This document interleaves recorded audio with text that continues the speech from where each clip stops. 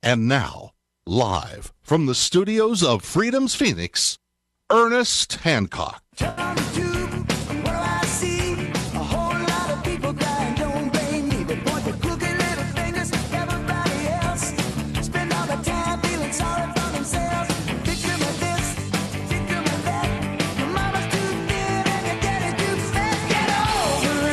Yeah, take care of yourself. Take care of yourself. One thing I want to promote here on Freedom's Phoenix, you go to freedoms with an S, freedomsphoenix.com. At the top, all over our site and all over the internet, you'll see America's most important day in 50 years. There's a video in there you need to watch before the end of the year. There's a lot of things you can do before the end of the year. And then, of course, for the rest of your life. Porter Stansberry is a personal friend of some really good friends of mine, and they highly recommended him and made them lots of money. Lots and lots and lots and lots and lots of money. Going to make more as this goes down. If you know what's going on, you're going to be okay. You know, I want to make sure that, because I've watched the video there, it's like a 20-minute video, explains, it's kind of a summary, kind of what we're doing here, and how they know what's going to happen and how you can benefit from it. We're really taking this seriously. As you can look at there, America's most important day in 50 years. Just click on that, follow that through, and subscribe to. They have newsletters and so on. They got some free stuff there, and some you can buy and such like that. But it just comes in your email. It says, do this, don't do this, this is why, and you can be rich like us. Because a lot of the people that funded the Ron Paul revolution over the years were the ones that made their money in the late 70s, early 80s. I talked to these people, and they just, just for the balance, just for karma, they're going, look, man, we know what's coming. And when this happened, we knew it last time. We made oodles and gobs of money. It's going to happen again. We're going to make some more oodles and gobs of money, and just to keep our soul right with whatever with the universe, we're going to invest in freedom. We're going to make sure that Dr. Paul's message gets out there and people understand what's coming. It was almost, and what they have to do. Volcker came in with the Fed in Reagan administration, and they amped up interest rates. And you could look at the 30-year Treasury bill, it went up to over 15%. And it's still under 5 now. It was as low as 2-something, 1-something, just in the last couple of years. And this is, sooner or later, nobody's going to want to lend us any money. The only way they're going to do it is they're going to crank up the interest rates. They're going to have to. But we're in so much worse position than we were 30 years ago that I don't think it can be saved. But you have an international, global market. There are plenty of places to put stuff, and even, especially those of you that are retired and you have your money. I've been talking to my in-laws. They're stuck. They got all these pension funds, IRAs, and 401ks, and all this stuff. You're not allowed to take it out without penalties or moving it and taxing events and blah blah blah. That's where Porter Stansberry can help you guys. I want to emphasize this, because I made a big stinking deal about buying. The simplest thing is buy silver. Well, it went from $8, $9, $10. Oh, it went up to 16, 17. Oh, no, I missed it. I shouldn't. I'm going, no, you didn't. We're going to be going, I remember when it was in double digits. Because it's going to get stupid. That's why we did that video. We went over to American Precious Metals with Jerry Williams, and we posted up, and we said, look, man, this is how you buy and sell silver. It's easy. A roll of 64 and earlier dimes that are 90% silver, at the prices now, it's a little bit more now because the day after we did it, the prices shot up. But you go in and you say, here's my $5 roll of dimes. How much is that worth? I give you $100. I want to buy a $5 roll of dimes that are 90% silver. How much does that cost? $105. 5% spread he makes. That's I got business. That's it. It's that simple. Done. Easy. You can do it all day, every day, all over the place. So this is something simple you can do. Porter Stansberry. Go watch America's Most Important Day in 50 Years. I need to just feel comfortable that I emphasize this so much so that you protect yourself. And you can take advantage of what's coming if you know what's going to happen. There are different investment instruments that you can use. They can detail it way better than I can. And if you got some resources, do it. Do it. Let's get back to what we were talking about before so you can get an idea why you need to be doing it.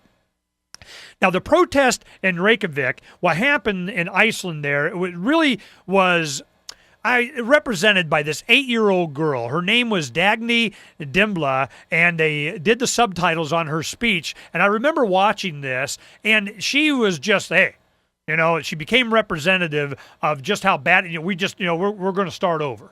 No, we're not going to indebt me again. I'm 8 years old, man. It's not my debt. I didn't do it. I don't want it. Well, some people are of another mind. Like Barack Obama's chief of staff, Rahm Emanuel, talks about his draft plan. Now, this is the 3rd of January, 2009. They haven't even been sworn in yet. They hadn't even been, Obama's not even president yet. And they're talking about chief of staff Rahm Emanuel discusses his book, The Plan. Mein Kampf, in which he outlines a mandatory civil service requirement for all Americans from ages 18 to 25, and he's going to go be mayor of Chicago. And I bet you he's got a plan. You watch. Yep. That's what they're going to be doing. Rubicon in the rearview mirror. Militarizing the police. Now, this is something that we've been covering for a long time. I'm worried about when they started doing the multi-jurisdictional task force and they're federalizing local police during the Clinton administration. The seamless integration of the military and law enforcement into a single internal security force is a defining characteristic of a fully realized police state. Once this fusion is accomplished, it's not if. We're there. That's the definition of it. Okay, late 2009, dollar demise. Okay, they were, expecting this is going to have happened. So what are we looking at? I'm losing my place here. They were, been talking about the dollars going down already anyway. So this is, how far are we now? How far are we? Well, we're getting there. See, I lost my place there. Let's go ahead and go from the hard copy. Israeli troops advance, bisecting Gaza, and that went into other stories about, we had one where Dr. Paul was coming out talking about how they were guilty of having created Hamas. And I wanted to get to that one and bring that up. Yeah, it's going slow for me. The states are seeking $1 trillion in the federal bailout just to keep afloat. Now, keep in mind, this was the 2nd of January in 2009. 2009. So I'm going, okay, so what are we going to be looking for? We're going to be looking at it's going to get worse. Right now, we have in Arizona, they don't know what they're going to do. I know they're going to be raising property taxes, so I can't justify buying any land here. Because if I do, I just know they're going to tax it out from under me. I mean, or I can't afford it. And plus, I don't want to be giving them the money anyway. Well, I know that if you're renting somewhere, the owner is going to be, doing it anyway. But I'm not going to help. I just can't. The U.S. Supreme Court takes the teeth out of the Second Amendment. Back in June of 2008, many constitutionalists and pro-Second Amendment advocates hailed the Supreme Court ruling of D.C. versus Heller. Gun rights activists were told it was a victory. It wasn't. If you read that case, what you find out is that they had all kinds of little conditions in there that never should have been really come out as, pro-Second Amendment.